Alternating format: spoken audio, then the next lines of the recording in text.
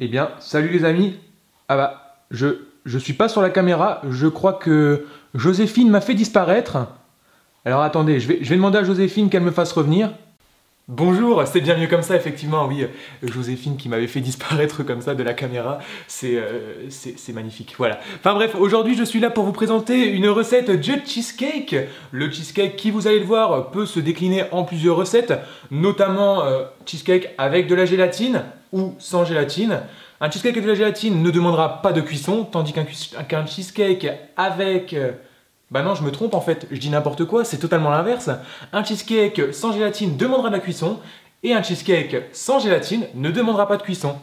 Ensuite, au niveau du biscuit que vous allez mettre sur le fond, c'est à vous de voir ce que vous préférez. On peut très bien faire un biscuit maison ou tout simplement utiliser des biscuits qui existent dans le commerce, comme par exemple des petits beurres, des Oreos, des spéculoos, enfin bref, après à vous de voir. Pour ma part, dans cette vidéo, je vais le réaliser avec du spéculoos.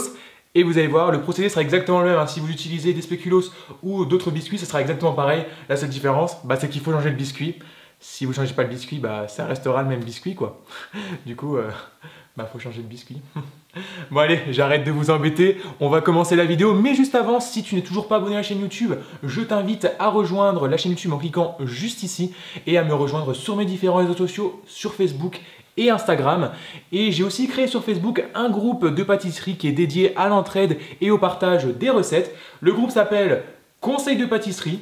Je t'invite à venir rejoindre la communauté, nous sommes déjà 600 et d'ailleurs je vous remercie énormément car le groupe a été lancé il y a environ 2 mois, il y en a déjà 600 personnes sur ce groupe, c'est vraiment génial, merci à vous.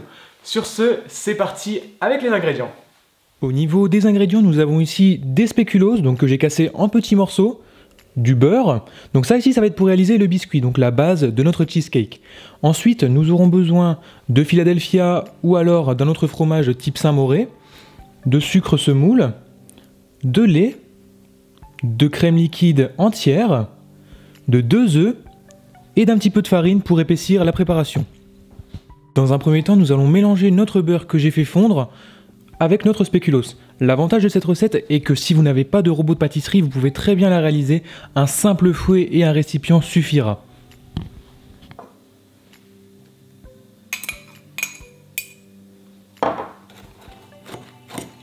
Une fois que votre beurre est bien incorporé à votre spéculoos, nous allons maintenant le placer dans un cercle pour venir le cuire pour que la préparation se fige. J'ai ici récupéré un cercle 260 et je vais y mettre mon spéculoos. Donc au début c'est normal que vous trouviez que la couche soit vachement épaisse, mais vous allez voir, on va venir tasser avec le dos d'une cuillère et vous allez voir que ça va bien descendre. Donc j'étale bien et je vais venir enfourner 8 minutes à 180 degrés.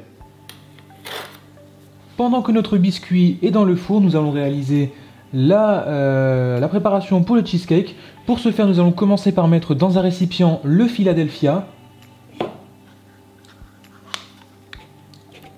ainsi que notre sucre, et on va venir travailler le tout au fouet.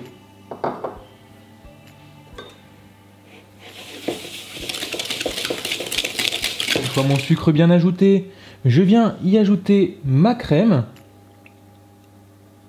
Je mélange et on va ensuite y ajouter nos œufs, un par un. Ma crème liquide est bien incorporée. J'ajoute maintenant mes œufs, un par un, et je mélange entre chaque.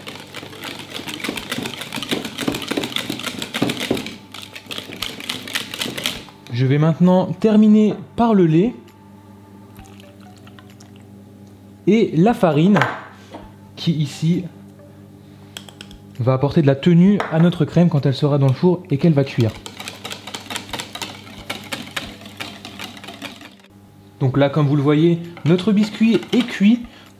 Pour savoir s'il est cuit, vous pouvez voir qu'il commence à se décoller sur les bords.